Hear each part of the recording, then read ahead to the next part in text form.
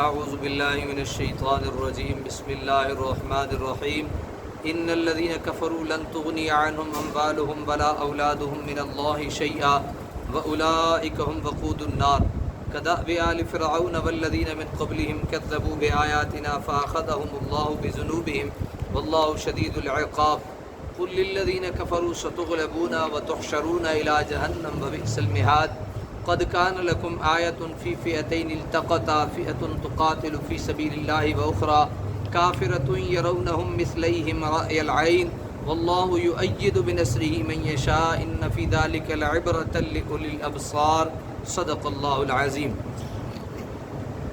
اللہ تبارک و تعالی ارشاد فرماتے ہیں کہ ان الذين كفروا لن تغني عنهم اموالهم ولا اولادهم من الله شيئا، بے شک وہ لوگ جنہوں نے کفر اختیار کیا نہ بچا سکیں گے انہیں ان کے مال اور نہ ان کی اولاد اللہ کے عذاب سے کچھ بھی۔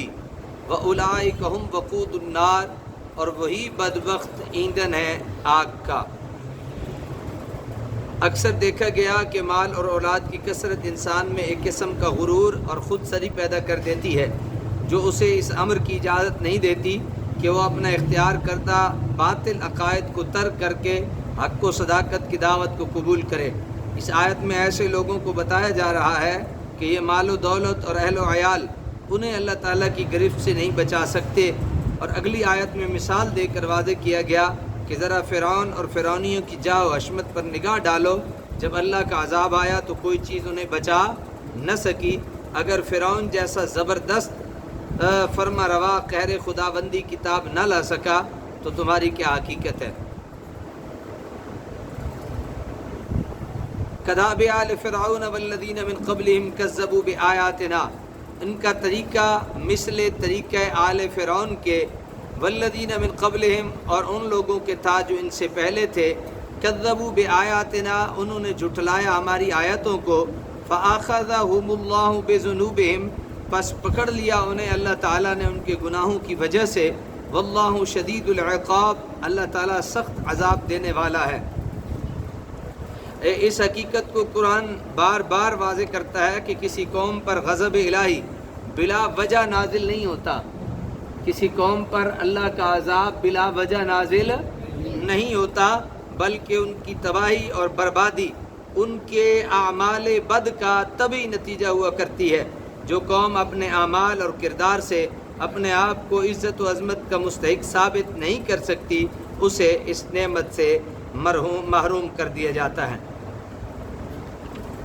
قل للذین کفروا ستغلبون وتحشرون الی جہنم وبئس المہاد، فرمائیے کہ ان لوگوں کو جنہوں نے کفر اختیار کیا ان قریب تم مغلوب کیے جاؤ گے اور ہانکے جاؤ گے جہنم کی طرف، وبئس المہاد اور وہ بہت برا ٹھکانہ ہے۔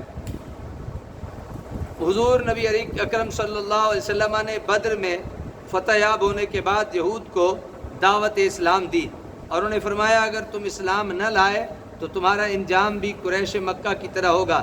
اس پر یہود غصے سے لال پیلے ہو کر کہنے لگے آپ نے چند نا تجربہ کار لوگوں کو شکست دی ہے، اگر ہم سے ٹکر لی تو پتہ چلے گا کہ جنگجو ایسے ہوتے ہیں۔ ان کے اس گستاخانہ گفتگو کے جواب میں یہ آیت نازل ہوئی اور اللہ تعالیٰ نے اپنے محبوب کو حکم دیا کہ وہ یہود کی شکست اور رسوائی کا اعلان کر دیں۔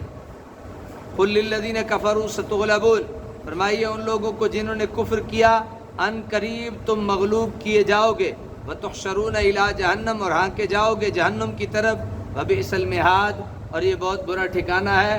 یہ انہوں نے جو بات کی نا، انہوں نے یہودیوں نے یہ کہا کہ یہ قریش مکہ تو بالکل نالائق لوگ تھے، انہیں آپ نے بس ڈرا دیا اور شکست دے دی، آپ ہمیں نہیں دے سکتے، ہم بڑے تجربہ کار لوگ ہیں۔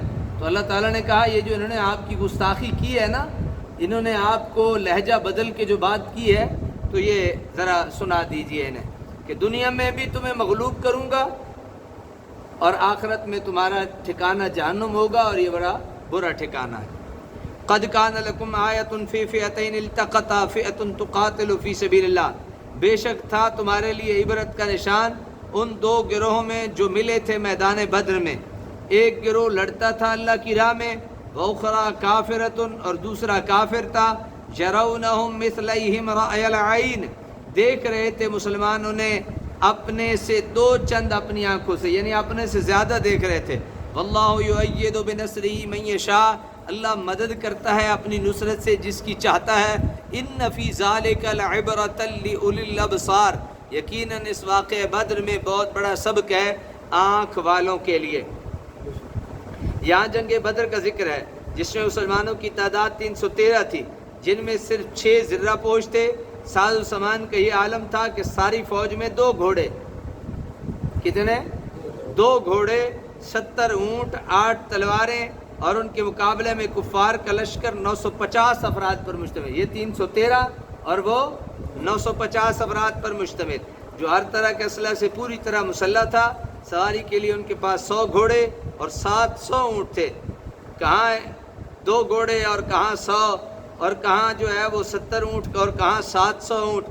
اور رسد کا یہ حال تھا کہ ہر روز اونٹ ذبح ہو رہے تھے، یعنی کھانے پینے کے لیے ہر روز اونٹ ذبح ہو رہے۔ اتنی کثیر تعداد فوج کا، اتنی قلیل اور غیر مسلح فوج سے شکست کھانا اللہ کی قدرت کی کھلی نشانی ہے۔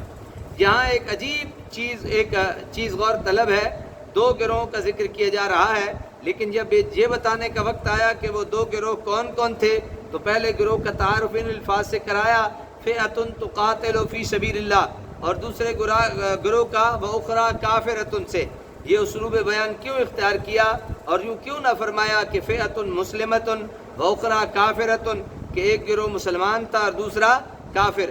میرے خیال میں تو غلامان مصطفیٰ کی کمال الہیت اور خلوص کا ذکر مقصود ہے کہ ان کی جنگ محض اللہ کی رضا کے لیے تھی، اور اس سے انفرادی یا اپنی اجتماعی یا قومی برتری مقصود نہیں تھی۔ سمجھ گیا یا نہیں؟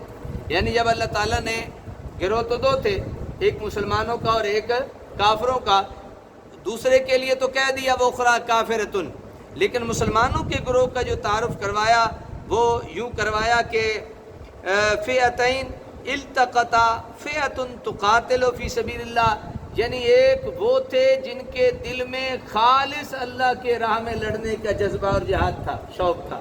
سمجھے نا؟ یعنی ان کا نام ذکر کرنے کے بجائے ان کی خوبی کو بیان کیا گیا، ان کے کمال کو ذکر کیا گیا۔ کون کس کو اپنے سے 2 گنا دیکھ رہا تھا، اس میں مفسرین کے متعدد قول ہیں، لیکن ابن جزیر نے اپنے اسی قول کو پسند کیا ہے کہ یرون کا فاعل مسلمان ہے اور ہم ضمیر کا مرجع کفار ہیں، یعنی مسلمان کفار کو اپنے سے 2 گنا اپنی آنکھوں سے دیکھ رہے تھے، لیکن پھر بھی وہ ثابت قدم رہے اور اللہ تعالیٰ کی تائید و نصرت سے کفار کو شکست فاش دی، جس میں ان کے 70 سردار مارے گئے، جن میں ابو جہل بھی تھا، اور 70 قیدی بنائے گئے۔ یعنی فتح و کامیابی فوج کی تعداد اور ساز و سامان کی کثرت موقوف نہیں، بلکہ اللہ تعالیٰ کی تائید و نصرت پر موقوف ہے۔ ہر کام میں کامیابی اللہ تعالیٰ کی مدد سے ہوتی ہے۔ جب بندہ یہ کہے کہ یہ میں نے کیا تو پھر کام بگڑ گیا اور خراب ہے اور اس کا وہ اجر نہیں ملے گا۔ جب بندہ خالصتاً اپنے کام کو اللہ کی رضا پہ موقوف کر دیتا ہے تو اس کی زندگی کا مزہ آتا ہے۔ تو اللہ تعالیٰ ہمیں بھی اپنے اعمال کو خالصتاً اللہ کی رضا کے لیے کرنے کی توفیق نصیب فرمائے۔